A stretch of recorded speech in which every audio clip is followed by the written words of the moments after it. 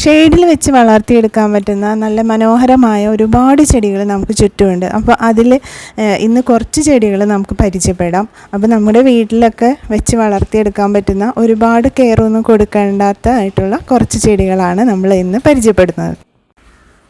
Aglaonema plant. ഈ പ്ലാന്റിന് direct സൺലൈറ്റിൻ്റെ ആവശ്യമില്ല. അഗ്ലോണിമയ്ക്ക് ഇൻഡയറക്റ്റ് സൺലൈറ്റ് മാത്രം മതിയാവും. അഗ്ലോണിമ ഡയറക്റ്റ് സൺലൈറ്റ് ഉള്ളിടത്ത് വെച്ച് കഴിഞ്ഞാൽ ഇതിൻ്റെ ലീഫൊക്കെ കംപ്ലീറ്റ് കേടായി പോകും, ഡാമേജ് ആയി പോകും. അപ്പോൾ നമ്മൾ അഗ്ലോണിമ എപ്പോഴും ഇൻഡയറക്റ്റ് സൺലൈറ്റ് ഉള്ളിടത്തേക്ക് വെക്കുക. പിന്നെ അഗ്ലോണിമ എല്ലാ ദിവസവും നനച്ചു കൊടുക്കേണ്ടതില്ല. നമ്മൾ നട്ടിരിക്കുന്ന ചട്ടിയിലെ വെള്ളം കംപ്ലീറ്റ് വാർന്നു പോയതിന് ശേഷം മണ്ണ് ഡ്രൈ ആയെന്ന് തോന്നുമ്പോൾ മാത്രം അഗ്ലോണിമ നനച്ചു കൊടുത്താൽ മതി. പല വെറൈറ്റിയിലുള്ള അഗ്ലോണിമകൾ നമുക്ക് വാങ്ങിക്കാൻ കിട്ടും.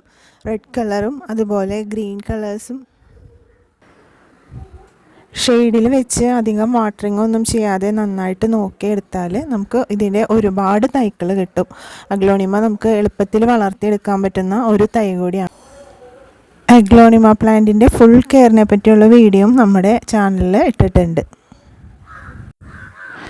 ഷെയ്ഡിൽ വെച്ച് വളർത്തിയെടുക്കാൻ പറ്റുന്ന വേറൊരു പ്ലാന്റാണ് പീസ് ലില്ലി.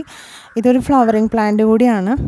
ഇതിന് അധികം സൂര്യപ്രകാശത്തിൻ്റെ ആവശ്യമില്ല. നമുക്ക് ഷെയ്ഡിൽ തന്നെ ഈ പ്ലാന്റ് വളർത്തിയെടുക്കാൻ പറ്റും.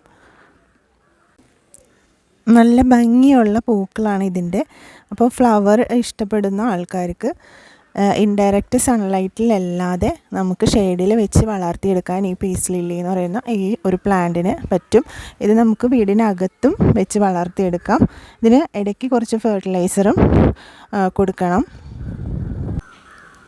അരി കഴുകുന്ന വെള്ളം 1 കപ്പ് എടുത്ത് വെക്കാം. പിന്നെ 1 കപ്പ് നോർമൽ വാട്ടർ അതിൽ ആഡ് ചെയ്യുക. എന്നിട്ട് ഈ പ്ലാന്റ്സിനൊക്കെ അടിച്ചു കൊടുത്താൽ നല്ല രീതിയിൽ ഇത് വളർന്നു കിട്ടും. ഇത് ആന്തൂറിയം. ഈ ആന്തൂറിയം അതുപോലെ തന്നെ ഷെയ്ഡ് ലവിങ് പ്ലാന്റ് ആണ്.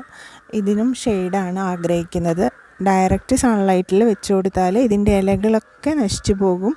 ഒപ്പം തന്നെ പ്ലാന്റ് തന്നെ ഇല്ലാതായി തീരും. അപ്പോൾ നമ്മൾ ഇതിന് ഇൻഡയറക്റ്റ് സൺലൈറ്റിൽ വെച്ച് കൊടുക്കുക. ഫ്ലവറൊക്കെ ഉണ്ടാവണമെങ്കിൽ ഇടയ്ക്കിടയ്ക്ക് ഫെർട്ടിലൈസറൊക്കെ കൊടുക്കണം. Chinese evergreen aglaonema plant.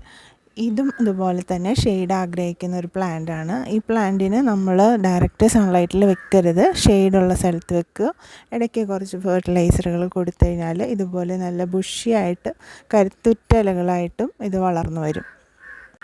ഈ പ്ലാന്റിൻ്റെ പേരാണ് സിങ്കോണിയം. ഇതിനും നമ്മൾ ഡയറക്റ്റ് സൺലൈറ്റ് ആവശ്യമില്ല. ഈ പ്ലാന്റ് നമുക്ക് ഇൻഡയറക്റ്റ് സൺലൈറ്റിൽ വെച്ച് കൊടുത്താൽ മതി.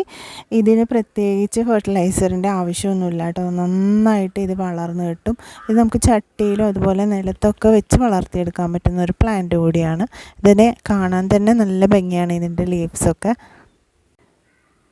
ഈ പ്ലാന്റിൻ്റെ പേരാണ് എപ്പീഷ്യ പ്ലാന്റ്. ഷെയ്ഡ് ഒരുപാട് ആഗ്രഹിക്കുന്ന പ്ലാന്റാണ്. ഇത് ഡയറക്റ്റ് സൺലൈറ്റിൽ വെച്ചാൽ ഇതിൻ്റെ ഇലകളൊക്കെ നശിച്ചു പോകും. കാണാൻ നല്ല ഭംഗിയുള്ള ഇലകളായിരിക്കും ഈ പ്ലാന്റിന് ഉണ്ടാവുക. ഒരുപാട് കളറിൽ ഇതിൻ്റെ ഫ്ലവേഴ്സ് ഉണ്ട് ഈ ഒരു പ്ലാന്റിന്. ഇതിപ്പോൾ റെഡാണ്, യെല്ലോ ഉണ്ട്, പിന്നെ ഒരു പിങ്ക് കളറുണ്ട്. അങ്ങനെ ഒരുപാട് ഫ്ലവേഴ്സ് ഈ പ്ലാന്റിന് ഉണ്ടാവും. എപ്പീഷ്യ പ്ലാന്റിന് വെള്ളം ഒരുപാട് വേണ്ട. ചട്ടി നന്നായിട്ട് ഉണങ്ങിയതിന് ശേഷം മാത്രം വെള്ളം ഒഴിച്ചു കൊടുത്താൽ മതി.